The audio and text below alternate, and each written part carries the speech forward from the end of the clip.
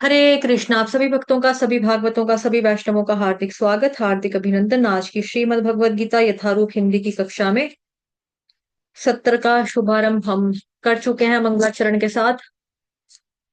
अब आज हम पढ़ेंगे श्लोक संख्या 36 से लेके 38 तक। ठीक है। भाव में निताई दास प्रभु, आप श्लोक पढ़ लो।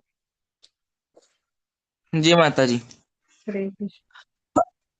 पा पा पापमेवाश्रयेदस्मान् हत्वैतानाततायिनः तस्मान्नार्हा वयं हन्तुं धार्तराष्ट्रान् धार्त्रा धार्तराष्ट्रान् बान्धवान् स्वजनं हि कथं कथं हत्वा सुखिनः साम माधव। अनुवाद: यदि हम ऐसे आतताइयों का वध करते हैं तो हम पर पाप चढ़ेगा। अतः यह उचित नहीं होगा कि हम धृतराष्ट्र के पुत्रों तथा उनके मित्रों का वध करें।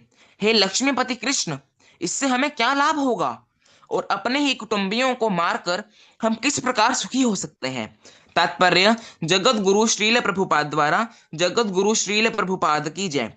वैदिक आदेशानुसार आतताई 6 प्रकार के होते हैं: विष देने वाला, दूसरा घर में अग्नि लगाने वाला, तीसरा घातक हथियार से आक्रमण करने वाला, चौथा धन लूटने वाला, पांचवा दूसरे की भूमि हड़पने वाला तथा छठा पराई स्त्री का अपहरण करने वाला।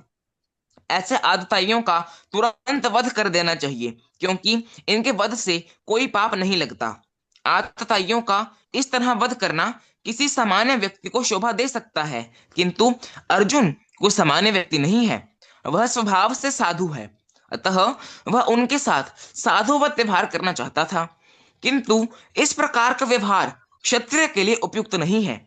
यद्यपि राज्य के प्रशासन के लिए उत्तरदायी व्यक्ति को साधु प्रकृति का होना चाहिए, किंतु उसे कायर नहीं होना चाहिए। उदाहरणार्थ, भगवान राम इतने साधु थे कि आज भी लोग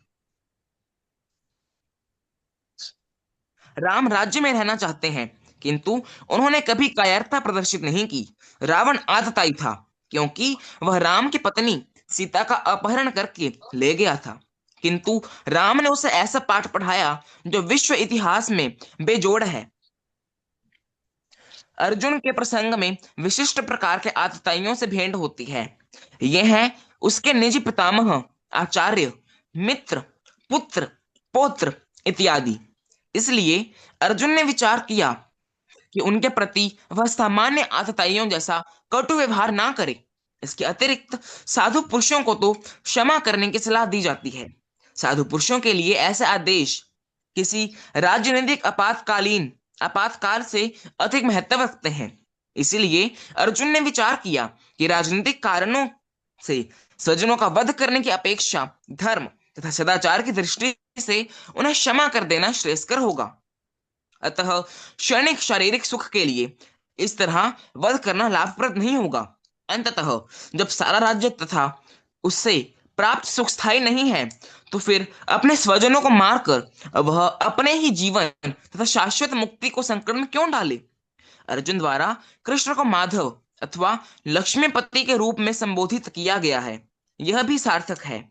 वह लक्ष्मीपति कृष्ण को यह बताना चाह रहा था कि वे उसे ऐसा काम करने के लिए प्रेरित ना करें जिससे अनिष्ट हो, किंतु कृष्ण कभी भी किसी का अनिष्ट नहीं चाहते, भक्तों का तो कदापि नहीं। जगत गुरु श्रील प्रभुपाद की जय। हरे कृष्ण माता जय जी। हरे कृष्ण। धन्यवाद प्रभु जी, हरि बोल। सुबह भी कल क्लास होगी भागवतम महापुराण की ना, अपने टाइम पे 6 बजे होगी। तो ये इम्पोर्टेंट है, जो भक्ति शास्त्री वाले हैं। ठीक, तो उसमें एक सवाल आता है, क्वेश्चन आता है आपका, 6 प्रकार के आतताई कौन होते हैं। तो जो हमने यहाँ पर पढ़ा, 6 प्रकार के आतताई: विष देने वाला, जहर देने वाला, घर में आग लगाने वाला, आक्रमण करने वाला किसी घातक हथियार से, पैसा लूटने वाला, दूसरे की जमीन को हड़पने वाला, और पराई स्त्री का अपहरण करने वाला यानी कि किडनैप करने वाला। और ऐसे आतताइयों को क्या कर देना चाहिए? फटाफट वध कर देना चाहिए। तो आतताई व्यक्ति की परिभाषा जो है ना, वो वशिष्ठ स्मृति में मिलती है हमको। वशिष्ठ स्मृति अध्याय 3 श्लोक संख्या 19 में। उसमें बताया जाता है कि अग्नि दो गरदश्चैव शास्त्रपानिर्धनापहः क्षेत्र दारापहर्ता च षडेते हयतातियनः। यानी कि उसमें भी सेम वही यही बातें लिखी हैं। आग लगाने वाला, जहर देने वाला, हाथ में शस्त्र लेकर दूसरों को मारने के लिए उद्यत, और धन, स्त्री और भूमि का हरण करने वाला, ये 6 प्रकार के आतताई होते हैं। तो इनको क्या करना चाहिए? फौरन मार देना चाहिए। और शास्त्रों में भी इसके बारे में आदेश मिलता है। ठीक है।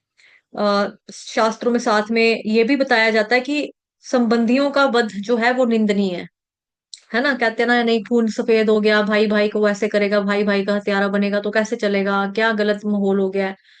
तो ये चीजें बोली जाती हैं, है ना। शास्त्रों में ये भी है कि आतताइयों को मार देना चाहिए। शास्त्रों में ये भी है कि जो आपके रिलेटिव्स हैं उनको इस तरह से उनकी हत्या करना या उनका वध करना निंदनीय है।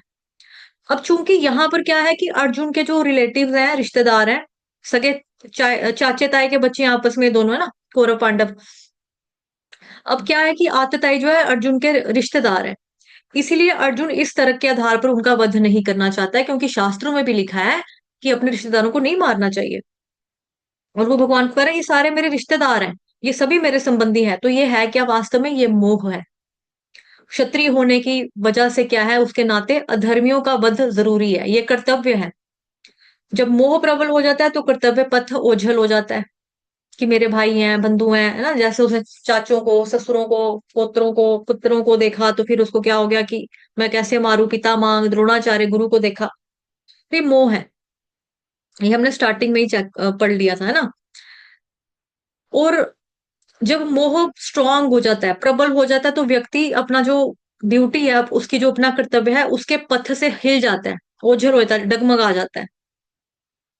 और जब इंसान कर्तव्य का पालन नहीं करता है तो वो स्वयं का और समाज का अमंगल ही करता है। अर्जुन का मोह उसकी कर्तव्य अनुभूति को आच्छादित करता जा रहा है।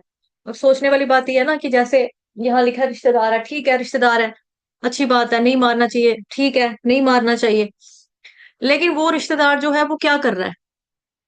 वो रिश्तेदार जो है उसने द्रौपदी की भरी सभा में इज्जत लूटना चाही, है ना।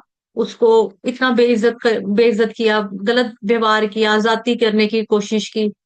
फिर उसके बाद जो अपने ही घर घर की बहू बेटी के ऊपर, भाभी जैसे माँ के समान होती है, अपने ही घर की जो बहू बेटी है, माँ के समान उसकी भाभी है, उसके ऊपर जो गंदी दृष्टि डालेगा, कुदृष्टि रखेगा, तो सोचो वो आम जनता के प्रति अगर ऐसा इंसान राजा बन जाएगा तो वो आम जनता के प्रति कैसा बर्ताव रखेगा?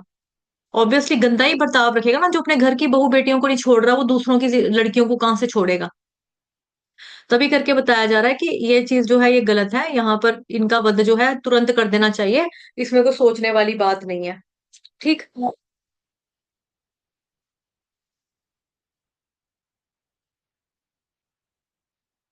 और यहाँ पर भी देखो, माधव नाम से भगवान कृष्ण को अर्जुन जो है संबोधित कर रहा है। तो माधव का मतलब होता है लक्ष्मीपति। ठीक है। ये देखो, शब्दार्थ में देखेंगे अगर, माधव हे लक्ष्मीपति कृष्ण, हे लक्ष्मीपति कृष्ण, जो लक्ष्मी माता का हस्बैंड है, उनके पति है, उनके स्वामी है, एक तो ये मतलब है। साथ ही माधव का मतलब होता है कि जितने भी ऐश्वर्य हैं उन सबके स्वामी कौन है? कृष्ण भगवान है।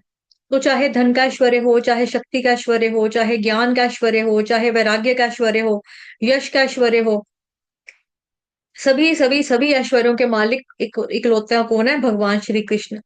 इसलिए जब आप सभी ऐश्वर्यों के मालिक हो, लक्ष्मी का मतलब गॉडेस ऑफ फॉर्चून यानी मंगलमय कार्य, तो आप इस अमंगलमय कार्य में मेरे को मत लगाइए ना। मारना मूरना मत लगाओ मेरे को, इसके लिए आप मुझे क्यों प्रेरित कर रहे हो?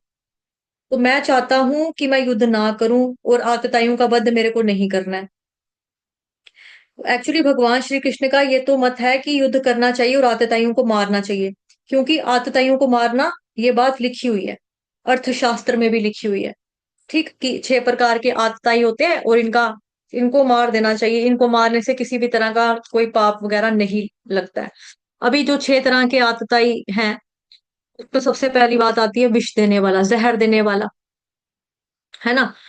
तो आपको स्टार्टिंग में ही सुनाया था कि दुर्योधन के साथ, दुर्योधन क्या करता है, भीम को जब छोटे होते हैं, बच्चे होते हैं, उसको जहर वाली खीर खिलाते हैं, ये ले जहर, ये तुझे भूख लगी, ये ले खीर खा ले, अब हम दोस्त बन गए, फ्रेंड फ्रेंड बनेंगे, भाई भाई हैं। वो कहता है हाँ ठीक है, मेरे को भूख लगी है, मैंने खानी है खीर।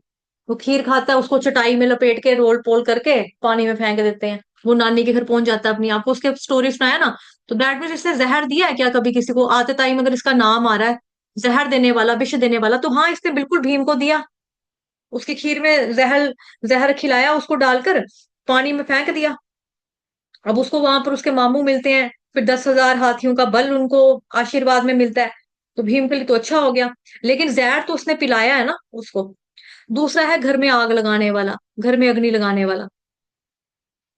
इसने वो भी आग लगाई है इनके घर में, लाक्षागृह में भी इसने आग लगाई, लाक्षागृह बना ही लाक्ष का था, मतलब आग लगेगी ही लगेगी वहां पर। तो इसने, दुर्योधन ने ये वाला काम भी किया है।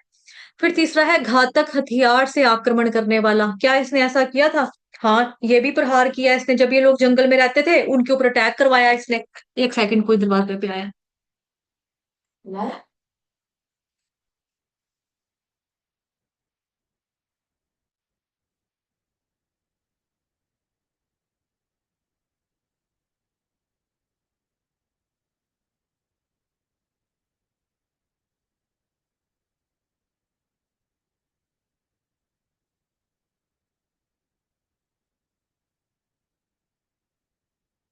पॉपकॉर्न खाने?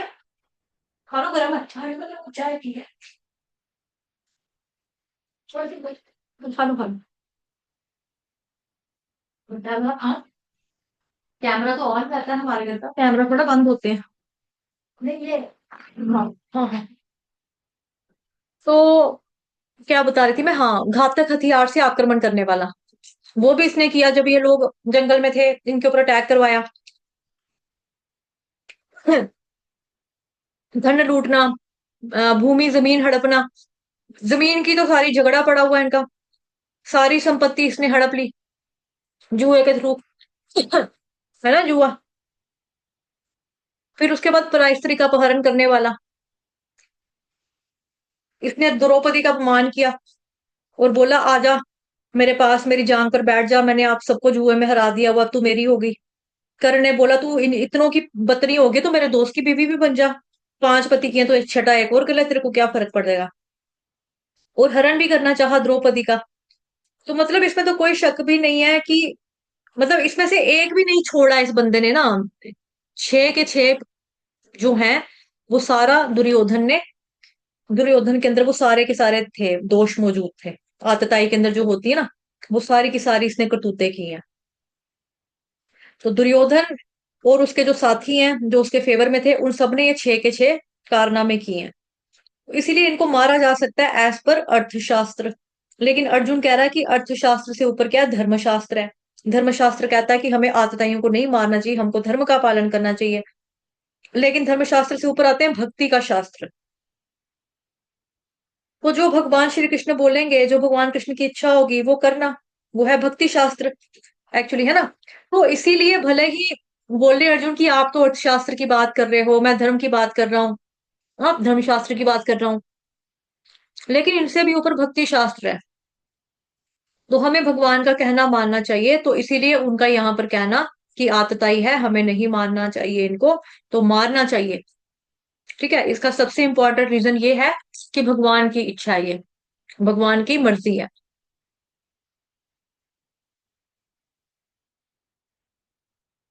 हरे कृष्ण। भाव में निताई दास प्रभु, ये पढ़ना दोबारा से ना, मतलब नए वाला श्लोक। जय माता जी।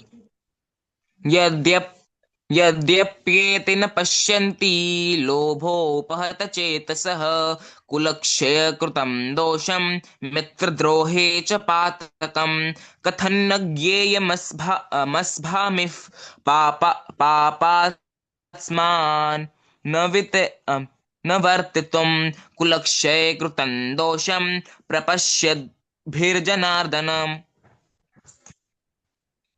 अनुवाद। हरे कृष्ण मंत्री स्क्रीन।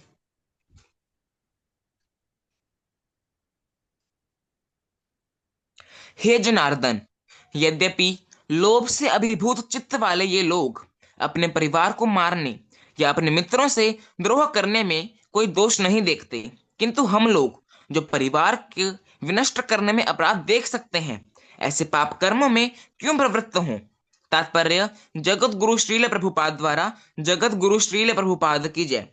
क्षत्रिय से यह आशा नहीं की जाती कि वह अपने विपक्षी दल द्वारा युद्ध करने या जुआ खेलने के आमंत्रण दिए जाने पर मना करे। ऐसी अनिवार्यता में अर्जुन लड़ने से नकार नहीं सकता, क्योंकि उसको दुर्योधन ने के दल ने ललकारा था। इस प्रसंग में अर्जुन ने विचार किया कि हो सकता है कि दूसरा पक्ष इस ललकार के परिणामों के प्रति अनभिज्ञ हो, किंतु अर्जुन को तो दुष्परिणाम दिखाई पड़ रहे थे, अतः वह इस ललकार को स्वीकार नहीं कर सकता। यदि परिणाम अच्छा हो तो कर्तव्य वस्तुतः पालनीय है, किंतु यदि परिणाम विपरीत हो तो हम उसके लिए बाध्य नहीं होते। इन पक्ष विपक्षों पर विचार करके अर्जुन ने युद्ध ना करने का निश्चय किया। जगत गुरु श्रील प्रभुपाद की जय। हरे कृष्ण।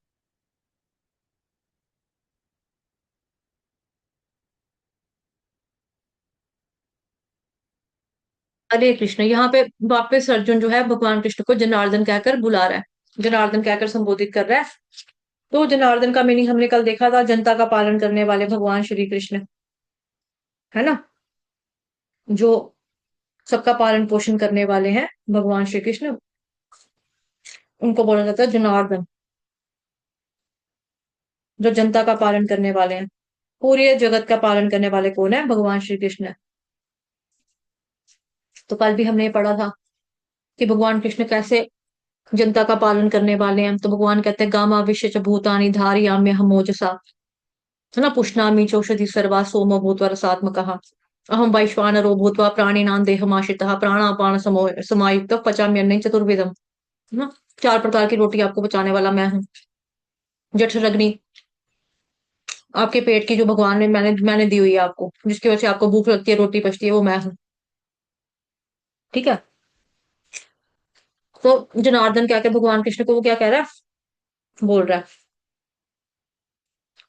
यद्यपि लोभ से विभूत चित्त वाले ये लोग अपने परिवार को मारने या अपने मित्रों से द्रोह करने में कोई दोष नहीं देखते, किंतु हम लोग जो परिवार को विनष्ट करने में अपराध देख सकते हैं, ऐसे पाप कर्मों में क्यों लगे, क्यों प्रवृत्त हो। अब यहाँ पे क्या प्रॉब्लम है कि जो मतलब इंसान होता है ना, मतलब इंसान की पहचान क्या है कि वो किसी भी मूल्य पर अपने सेल्फिशनेस को कभी भी त्याग नहीं करेगा। उसकी जिंदगी का मूल उद्देश्य क्या होता है? केवल अपनी इंद्रियों की तृप्ति करना। तो जिस तरह से रावण इतना विद्वान होने पर केवल अपने भोग के लिए जीवन जीता था, आत्मा के कल्याण के लिए ऐसे लोगों को कुछ भी लेना देना नहीं होता। स्त्री को भोगने के लिए तीव्र आकांक्षा के कारण उसने पूरी सेना श्री राम के विरुद्ध लड़ाई करने में लगा दी। सेम वे में क्या कर रहा है दुर्योधन, भी ऐसा ही कर रहा है। पूरी सेना के लिए उसने क्या कर दिया, ये मेरे लिए देखो मरने के लिए आए हुए, तैयार बैठे हैं, मेरे लिए लड़ने के लिए तैयार बैठे हैं। उसने भी सारी सेना को लड़ाई करने के लिए, प्राणों को आहुति देने के लिए लगा दिया। अगर वो चाहता तो आधा राज्य दे देता उनको, लेकिन उसने नहीं दिया, है ना, उसने नहीं दिया। तो अर्जुन जो है उसको कोई लालच तो नहीं था, लेकिन अर्जुन अपने रिलेटिव्स को मारना नहीं चाहता। तो ये भी एक तरह का उदाहरण है कि मोह का। अब क्षत्रिय से आशा नहीं की जाती कि वो विपक्षी दल द्वारा युद्ध करने या जुआ खेलने के आमंत्रण किए जाने पर मना करे, क्योंकि क्षत्रिय ना हो गया, डर गया, डर गया। नहीं नहीं, डरा नहीं। देखो हमारे यहाँ पर छोटी छोटी बातों के ऊपर इस तरह से ना लोग मान जाते हैं, मतलब कि कोई डरने वाली बात है या क्या है। जैसे मानो कि होता ना, पतंगों का मैच होता है, पतंगे नहीं उड़ती हैं छतों के ऊपर, पतंगे उड़ती हैं जो, पतंग उड़ते उड़ते क्या करते हैं, जैसे एक पतंग उड़ा रहा है एक लड़का एक छत से, दूसरा उड़ा रहा है दूसरी छत से। अब उसके पास डोर कम है, उसकी डोर डोर समझ गए, धागा वो कच्चा है, अगर उसका धागा कच्चा है तो वो कहेगा ऐसे, मतलब मानो कि अब ये पतंग ऊपर ये किसकी है, दूसरे किसकी है, ये आपस में आने लगे कि तो ये वाली जो पतंग है ये ऐसे करके गुड्डी अपनी खींच, मतलब पतंग को ऐसे करके खींच लेगा। तो ये वाला जो होगा ना घर वाला कहेगा डर गया डर गया डर गया, ओए आना पेचा लगाना, क्या बात है क्या बात है, आना आना पेच लगाना लगाना। कि हाँ नहीं है नहीं है, हाँ ठीक है लगाऊंगा लगाऊंगा, फिर इसको भी तैश आती है, ये भी ऐसे करके अपनी गुड्डी मतलब पतंग को लगा देगा, पेच लगा देगा। तो यहाँ पे छोटी छोटी बातों के ऊपर एक दूसरे को क्या कर हो जाते हैं लोग, पोक थोड़ा सा भी करते हैं ना पोक, तो एकदम से कहेंगे नहीं नहीं नहीं नहीं, हमको डरपोक नहीं है, हम लड़ेंगे, हाँ हाँ हम पतंग के चलाएंगे चलाएंगे, खेलेंगे खेलेंगे, पेच लड़ाएंगे, तेरी काटेंगे काटेंगे। मैं नहीं डरता, मेरी पतंग कटे तो कोई बात नहीं, मेरे पास नहीं है तो कोई बात नहीं, कट जाए तो कट जाए, मैं लेकिन लड़ाऊंगा तेरे साथ पेच, मतलब कि लड़ूंगा, मतलब एक तरह का ये। तो यहाँ पर तो इतनी बड़ी बात है कि मतलब अगर कोई बोलेगा कि जुआ खेलना है, ये भी एक तरह का गेम है ना, पतंग खेलना क्या है, गेम है, खेल है, खेल है ना, पतंगबाजी जो करते हैं वो भी एक गेम है, खेल है। जुआ क्या है, ये भी एक गेम है, खेल है। अब क्षत्रिय को वहां पर बुलाया जा रहा है कि चल हमारे साथ जुआ खेल, वो बोलेगा कि मैंने नहीं खेलना, तो लोग उसको क्या कहेंगे, डर डर गया डर गया डर गया, जुआ नहीं खेला, डर डर गया डर गया डर गया डर गया, इतना पैसा इतनी भूख है, फिर भी देखो कितनी भूख है इसको, इतना थोड़ा बहुत अगर खेल लेगा तो क्या हो जाएगा, थोड़ा बहुत नुकसान हो जाएगा तो क्या हो जाएगा, क्या हो जाएगा, ये देखो देखो कितनी भूख है।